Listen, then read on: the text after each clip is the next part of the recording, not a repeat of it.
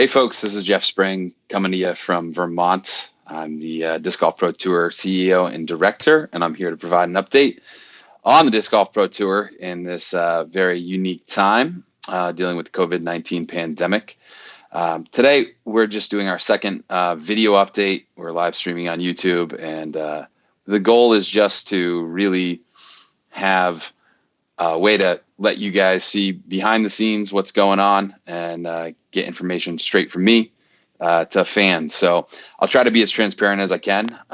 There's a lot of discussion going on behind the scenes about the tour schedule, what's going on with sanctioning, what's going on with disc golf events in the PDGA, and of course, Pro Tour news. So I'll do my best to be as transparent as I can, and happy to be here. Able to share some updates about the Pro Tour. So first, before we get too far going, I just want to welcome everybody and extend our thoughts and prayers to those affected by the COVID-19 pandemic.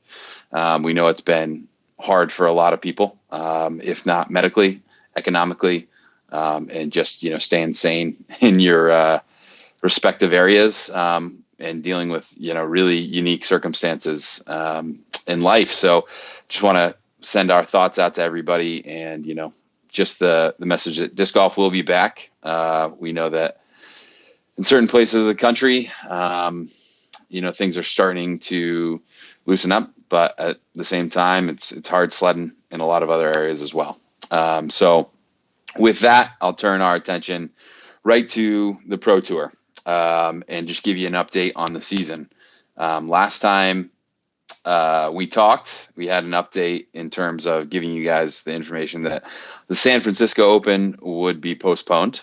So I'd like to bring up the affected events so far and just kind of review and tell you, what we're thinking at this time and when they may be rescheduled and that kind of stuff. So, kind of one at a time, we can go through that.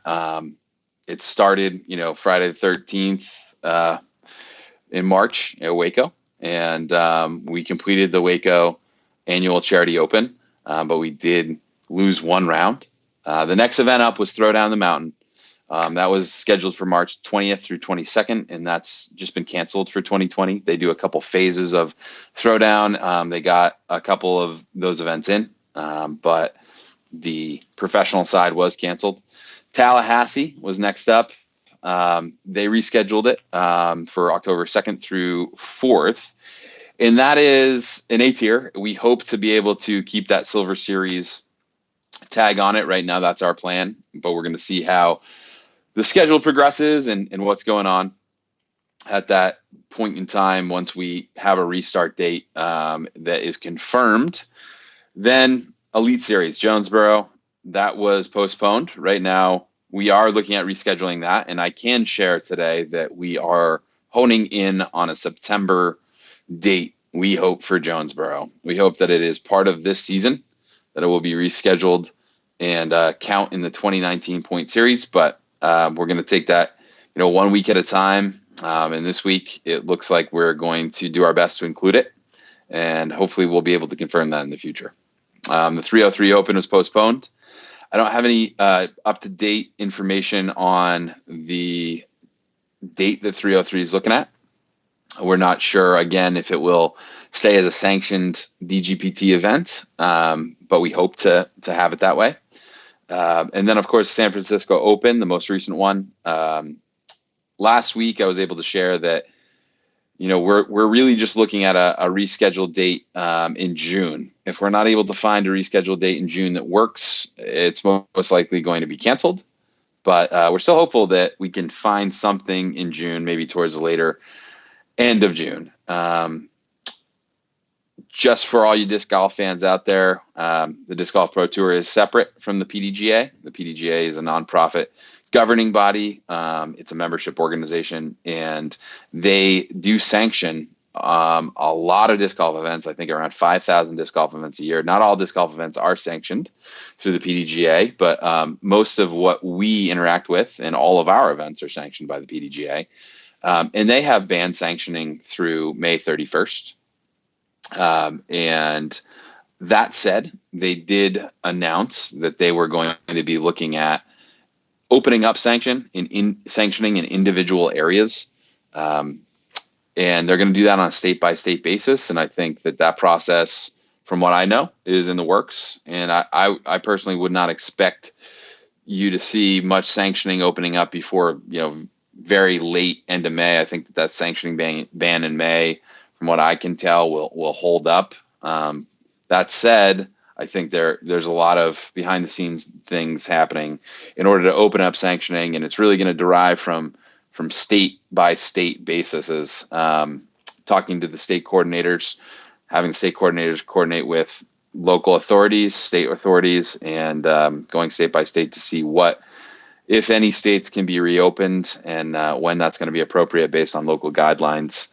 That said, we're looking at June as a potential, restart to the tour. Obviously, we've got Portland open on our schedule, July 4th weekend. We hope that we'll get there and be able to confirm Portland.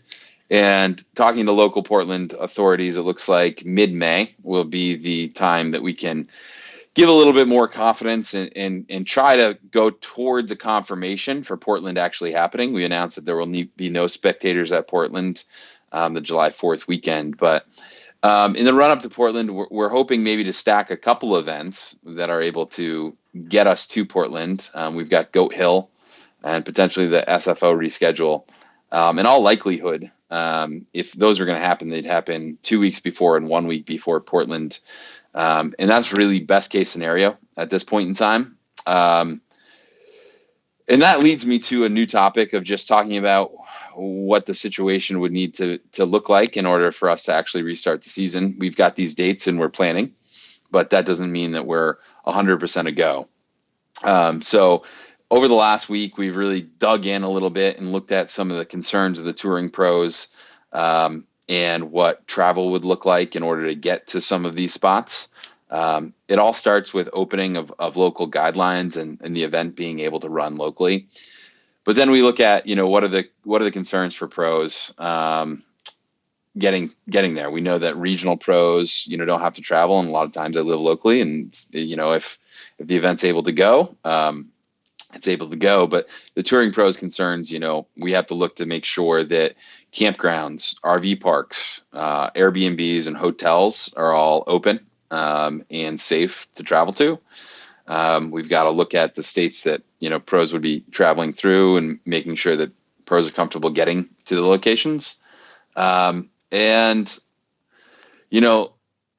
a lot of pros do depend on networks of friendly disc golfers, friends, people they meet over the years to, kind of lodge locally. That seems to be out of the picture now. So it may be more challenging for a segment of our touring pro population to tour. And, I just want to let everybody know that we're considering these factors and taking it seriously and trying to make sure that we, hear from all the different types of pros that are out there and trying to compete at Disc Golf Pro Tour events. But that conversation continues, and I think we'll continue to have that dialogue and look for procedures and parameters that are going to work to get people to these events if we're able to move forward with them. The other thing I want to talk about is event protocols a little bit. We're starting to delve into what an event would look like without spectators. We know that we're going to have strong staff and volunteer support to enforce that no spectator rule. But also we're going to have social distancing measures in place that allow players to really kind of be separated from groups of people. So can't arrive any sooner than 30 minutes before their tee time. They must depart all the venues within 30 minutes of completing their round. That stuff will cut down on crowds in the parking lots and allow tournament play at this level to almost be more regulated and hopefully just as safe, if not safer, than casual play in states and areas that are allowing casual play. So, it's that kind of thinking that, we're trying to implement, and we are in contact and working with the PDGA to make sure that any event that we move forward with is very safe. So I do want to get into a couple of other initiatives past this update, but first thing, I do want to check on some comments and see if anybody has any questions out there. So it looks like there's a couple folks commenting, and one question about the Portland Open AM side. There was a question last week too about that. The AM side is scheduled to continue.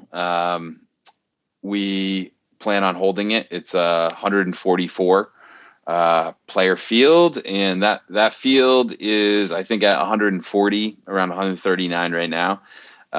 So we're working on making sure that the same protocols that would be in place with the pro event in Portland are in place with the AM event, and we hope to have a little bit more confirmation and update on the AM side, but that's all going on. So appreciate that question.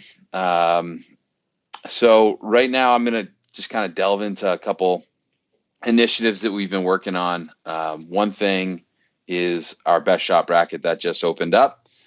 We've been compiling some of the best shots in DGPT history, and we set up a match play bracket, and that voting's going on right now. So we've had a couple days worth of voting, and it's been fun to watch the shots. We've got a lot of people voting in the comments and in our story polls.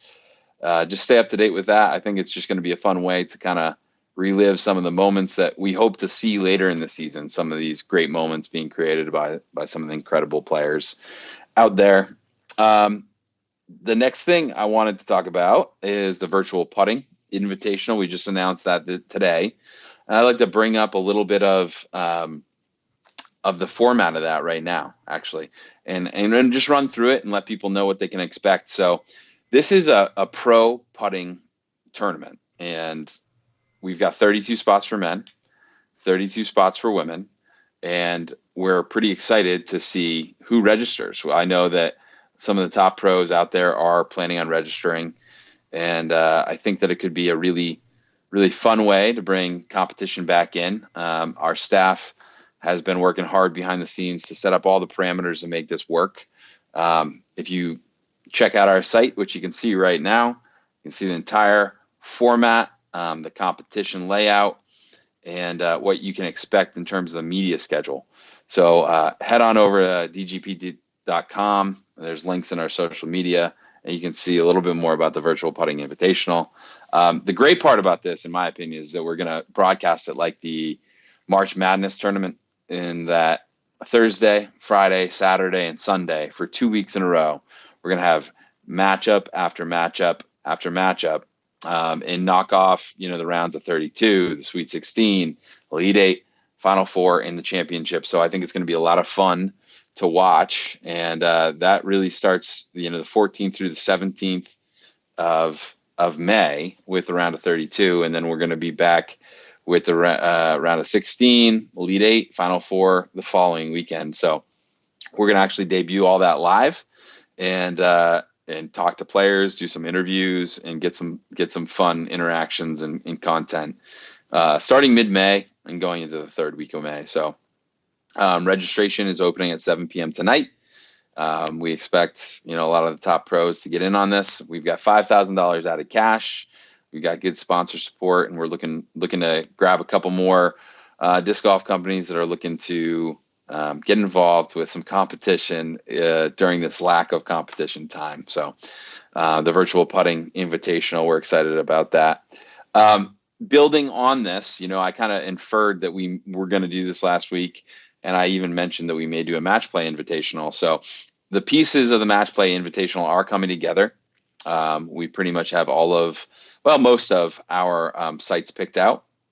And we see the match play invitational as a way to actually start some pro level competition before we get to larger events. There's going to be a little bit more information coming out on that probably by the end of next week. And we're pretty excited to get back to actually playing disc golf on a course. That said, the match play invitational and even the restart of the season, all dependent on making sure that we have safe and agreed upon conditions to restart the season in each locality. So I'm going to kind of wrap it up there and go back and see if there are any other questions out there. If If not, then I'm gonna kind of sign off here. Oh, I guess we do have one more. So a worlds update. Yeah, I can provide what is appropriate that I know, which is that I'm just going to reiterate what we kind of talked about last week here. I think that worlds is a priority to schedule for the PDGA. It's probably a priority for us. Like we would move really any of our events around, make sure that the worlds happened. But the one thing that I can tell you is that if it's not a world championship, it will probably be postponed to 2021. I say that, and what that means is if there's not international travel, I think it's going to be tough to hold the event. It's a world championship. People have to be able to travel from all over. And if international travel is not opened, how is that going to work? So that said, I think that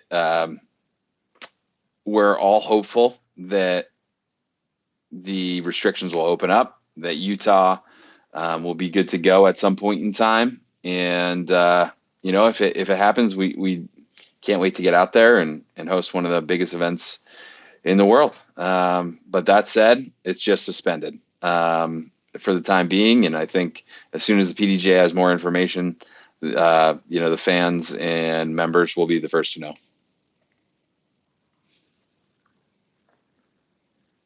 So there's a question about the virtual putting competition out there. Thanks for the question, Mark.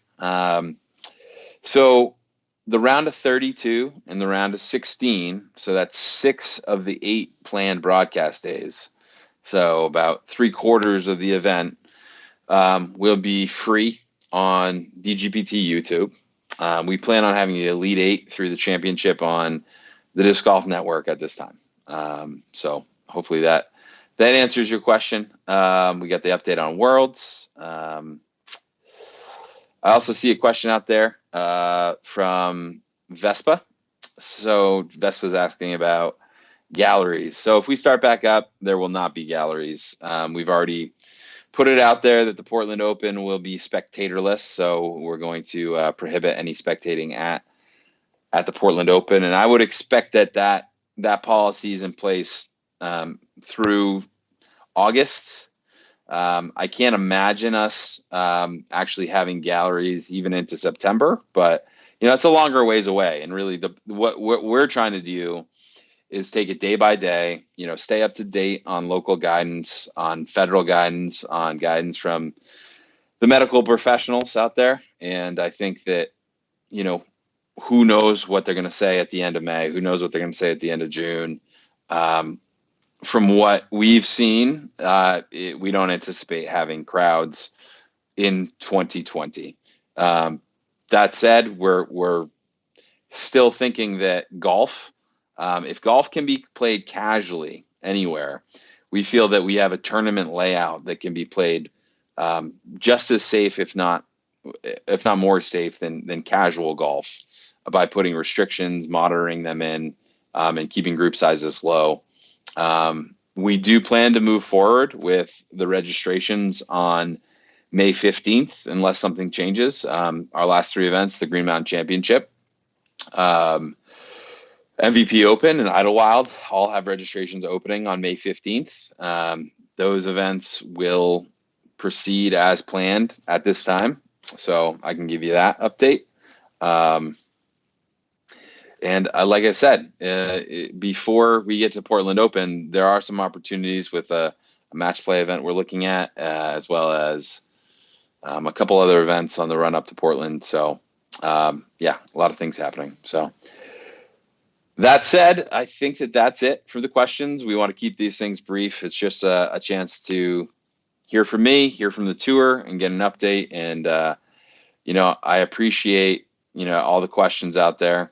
And I appreciate you guys tuning in. Hopefully this helps people stay up to date on what's going on with disc golf and what's going on with the Pro Tour. This is Jeff Spring, and I'm logging off. We'll see you next Thursday at 5 p.m. Thanks.